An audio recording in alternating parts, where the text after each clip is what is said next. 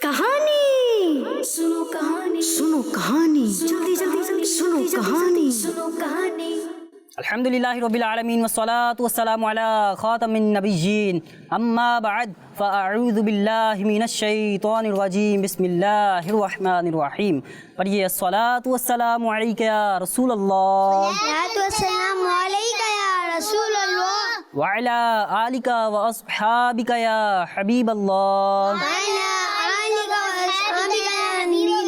अस्सलातु वस्सलामु अलैका या नबी अल्लाह व अला आलिका व अस्हाबिका या नूर अल्लाह। प्यारे बच्चों और किड्स मदनी चैनल के नाजरीन, एक मरतबा हम फिर हाजिर हैं अपना इंटरेस्टिंग दिलचस्प प्रोग्राम लिए जिसका नाम है सुनो कहानी। हाँ, सुनो कहानी। इसमें हम एक कहानी सुनते हैं, ना सिर्फ कहानी सुनते हैं बल्कि उसमें जो जो अच्छी बातें बयान हुई उस पर अमल करने की नीयत करते हैं। तो प्यारे बच्चों, हम अपनी कहानी शुरू करने से पहले दुरूद पाक की फजीलत सुन लेते हैं।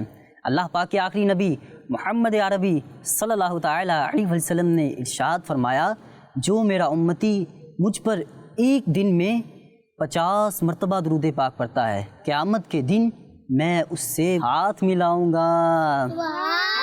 सल्लु अलल हबीब सल्लल्लाहु ताला अला मुहम्मद सल्लल्लाहु ताला।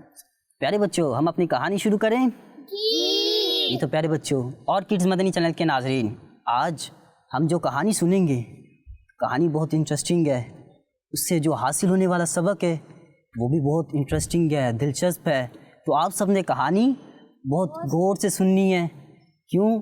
क्योंकि ताकि मैं आखिर में आपसे सवाल भी करूँगा और कहानी के दरमियान से भी किसी से भी सवाल कर सकता हूँ। तो आप सब तैयार हैं? जी। तो प्यारे बच्चों और किड्स मदनी चैनल के नाजरीन, एक बुज़ुर्ग जिनका नाम हज़रत अबू बकर मिस्री था, वो अपना वाक़या सुनाते हैं कि एक मरतबा मैं सफ़र कर रहा था तो रास्ते में मुझे एक नौजवान मिला जो नंगे पाँव और नंगे सर था, और जो मौसम था वो भी बहुत गर्मी का था।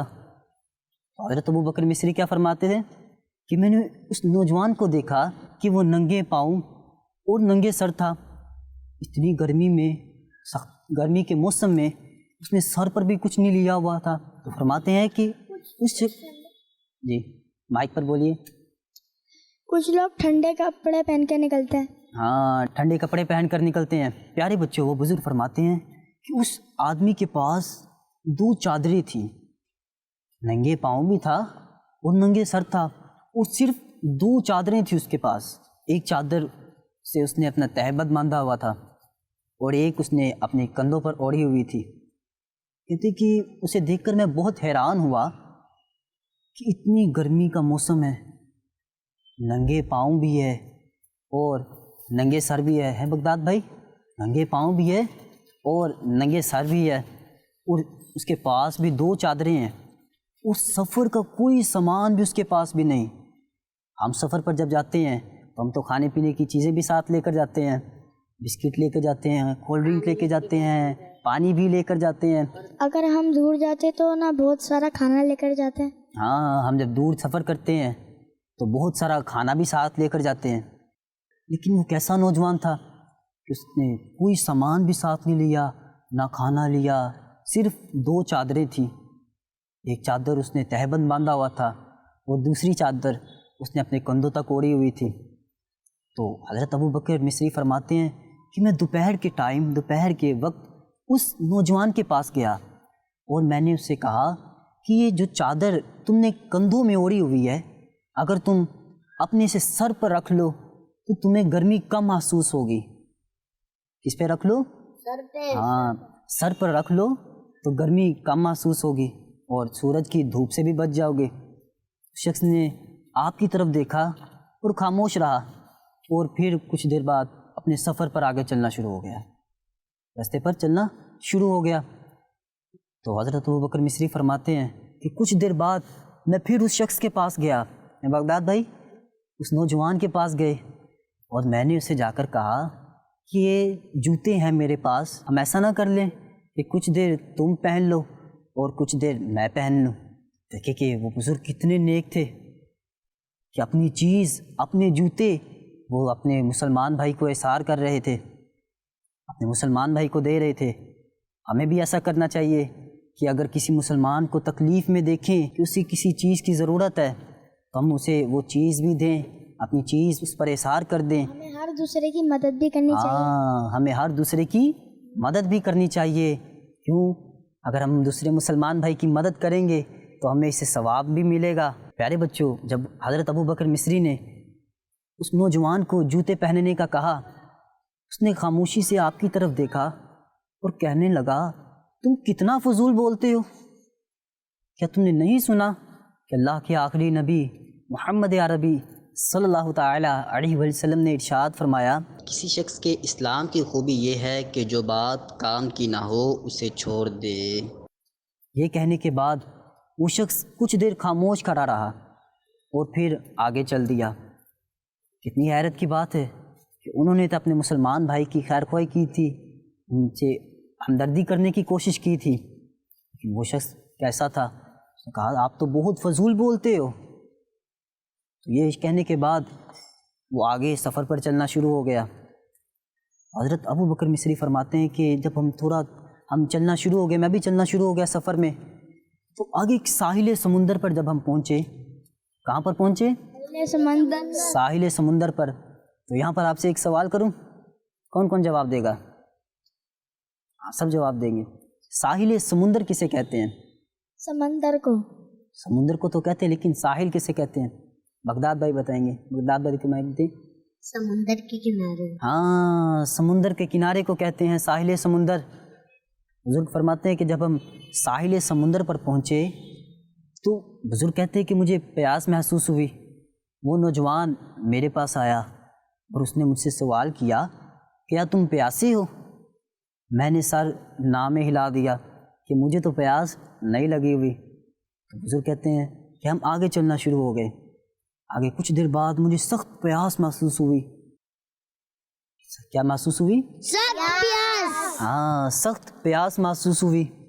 وہ نوجوان پھر میری طرف آیا اور مجھ سے کہنے لگا، کیا آپ کو سخت پیاس لگی ہوئی ہے؟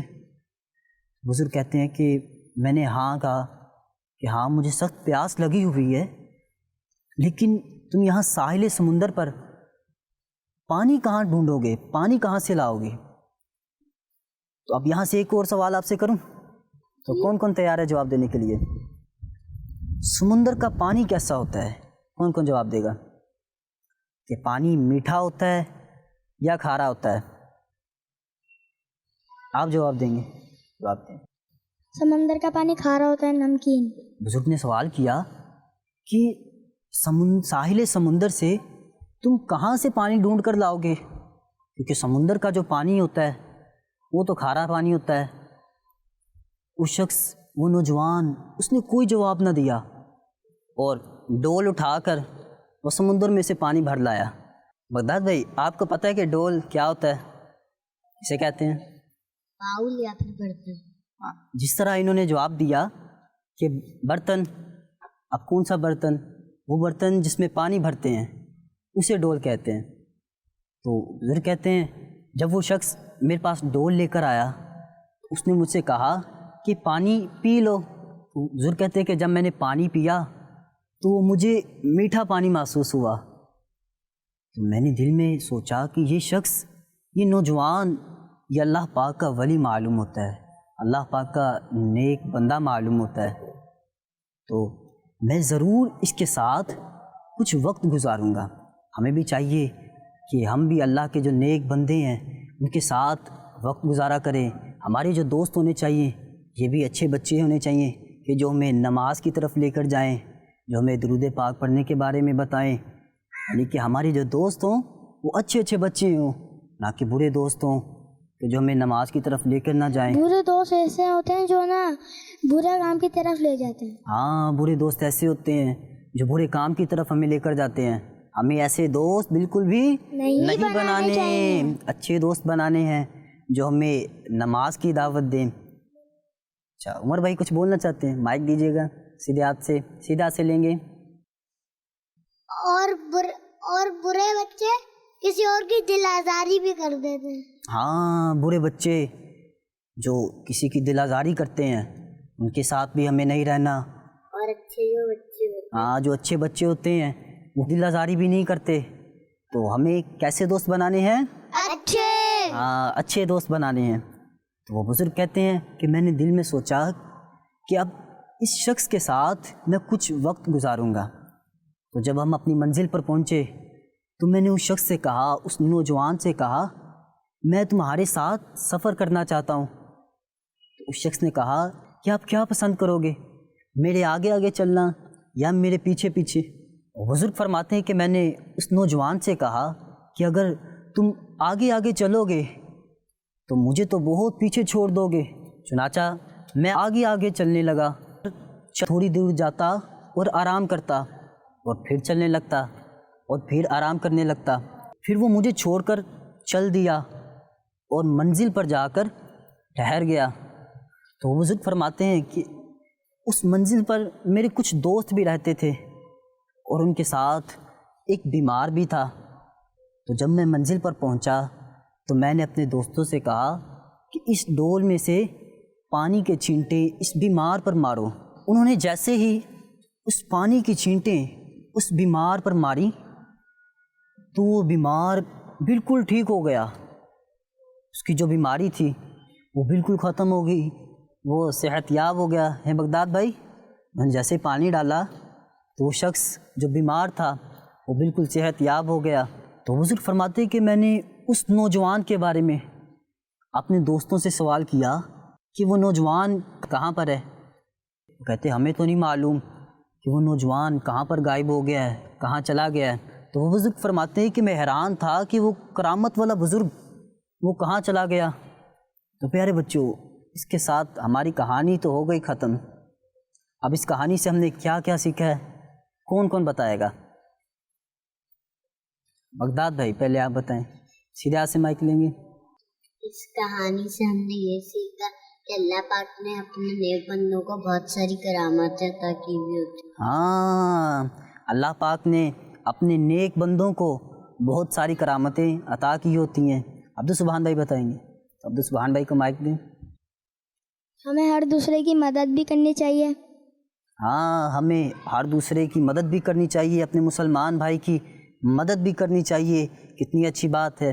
آپ بھی کچھ بتائیں گے عمر بھائی؟ چلیے عمر بھائی بتائیں. برے بچوں سے دوستی نہیں کرنی چاہیے. ہاں, ہمیں برے بچوں کے ساتھ دوستی بھی نہیں کرنی چاہیے. آئیں پیارے بچوں, میں آپ کو بتاتا ہوں کہ آج کی ہم نے جو کہانی ہے ہم نے اس سے کیا سیکھا. پیارے بچوں, جو اللہ کے ولی ہوتے ہیں وہ بہت ہی بلند مقام و مرتبے والے ہوتے ہیں. اللہ عز و جل نے انہیں عزت عطا کی ہے, ہمیں ان کی عزت کرنی چاہیے اور ان سے دعائیں بھی لینی چاہیے. پیارے بچوں, اسی کے ساتھ ہماری کہانی کا وقت مکمل ہوا. صلو علی الحبیب صلی اللہ تعالی علی محمد صلی اللہ تعالی علیہ وسلم. کہانی سنو, کہانی سنو, کہانی جلدی جلدی جلدی سنو, کہانی سنو, کہانی.